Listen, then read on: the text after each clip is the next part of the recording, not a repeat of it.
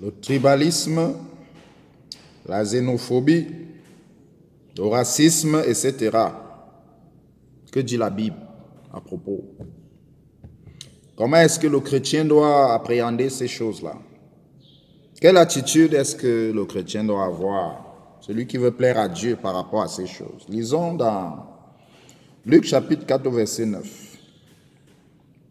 Luc 4 verset 9 dit, la femme samaritaine lui dit, comment toi qui es juif me demandes-tu à boire en moi qui suis une femme samaritaine?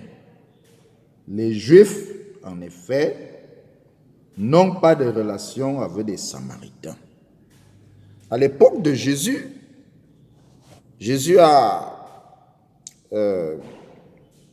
brisé une barrière qui avait toujours existé.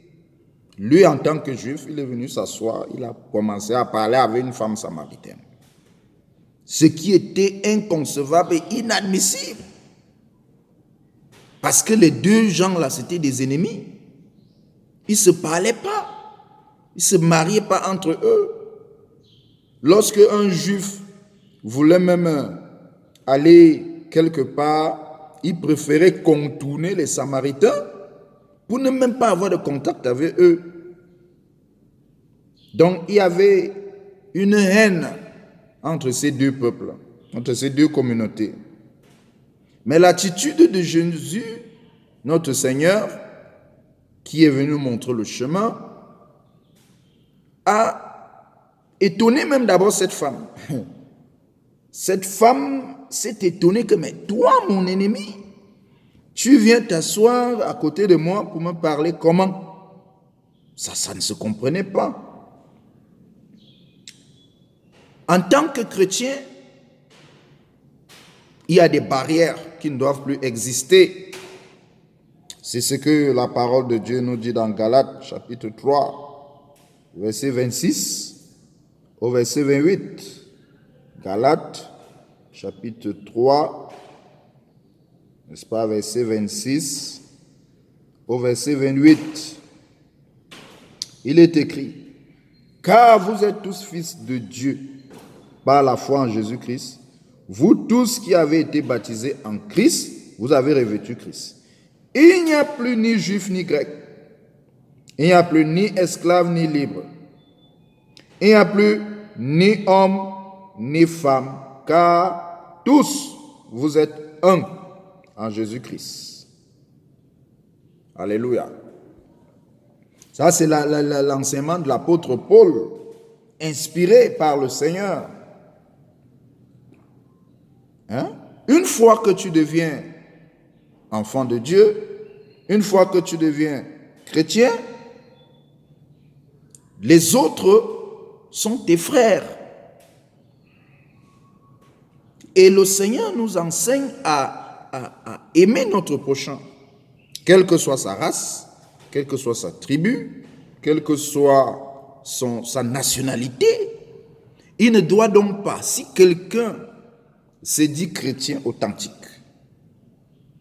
il ne doit donc pas avoir les choses comme le racisme, comme la xénophobie. Ça ne doit même pas être mentionné dans sa pensée. Parce qu'il a été affranchi de ces choses. Ce sont les païens qui ont ce genre de comportement. Ce sont les gens qui ne connaissent pas Dieu qui ont ce genre de comportement. Mon frère de tribu n'est pas mon ennemi. Dieu l'a créé autant que moi. Il ne mérite pas moins de vivre que moi. Il ne mérite pas... il n'est pas moins camerounais que moi. Il n'est pas moins burkinabé que moi. Il n'est pas moins autrichien que moi. Donc, il n'y a personne qui doit être traité moins que les autres, qui doit être haï, parce que nous tous, nous avons été créés par Dieu et Dieu nous aime tous. Et cela, parfois, ça se vit même à l'église. Ceux qui s'asseyent dans la même église, mais ils sont tribalistes. Ils s'asseyent, par exemple, quelqu'un peut entrer dans l'église, il refuse de s'asseoir à côté de tel parce que tel est de telle tribu et qui n'aime pas les gens de cette tribu. Il y a des problèmes Non, ces choses, ça ne doit plus exister, frères et sœurs. Ça ne doit plus exister. Il y a même des comportements du genre, moi je déteste les gens de telle tribu, mon fils ne va jamais épouser les gens de telle tribu. Ah mais écoutez, ça veut dire qu'il y a encore des problèmes avec notre foi si on réfléchit de cette manière. Supposez que vous avez une fille et quelqu'un veut épouser votre fille et vous rejetez cette personne uniquement à la seule raison, c'est sa tribu. Ce n'est pas qu'il a un mauvais comportement, ce n'est pas que sa foi n'est pas authentique, il n'y a aucun problème, c'est juste que vous détestez les gens de sa tribu et par conséquent, vous ne voulez pas d'une telle personne pour votre fille. Il y a des gens qui ont besoin de prier que Seigneur, délivre-moi du tribalisme. Seigneur, délivre-moi de la haine raciale. Délivre-moi de la haine, en un mot, parce que tout ça, c'est la haine. Nous sommes tous un en Jésus. Si le Seigneur nous a dit d'aimer même nos ennemis, combien de fois notre frère de l'autre tribu ou de l'autre nationalité? Le mot-clé et qui décrit le mieux le christianisme, c'est l'amour.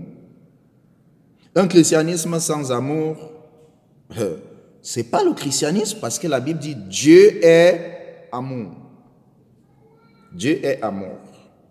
Il y a des gens qui ont décidé dans leur cœur que moi et les gens de telle tribu, moi et les gens de jamais. Pourquoi? Pourquoi?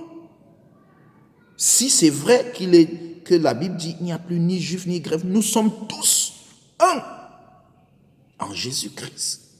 Pourquoi de telles rivalités inutiles qui ne servent pas à l'avancement du royaume de Dieu, mais qui, au contraire, sont plutôt en train de combattre l'œuvre de Dieu?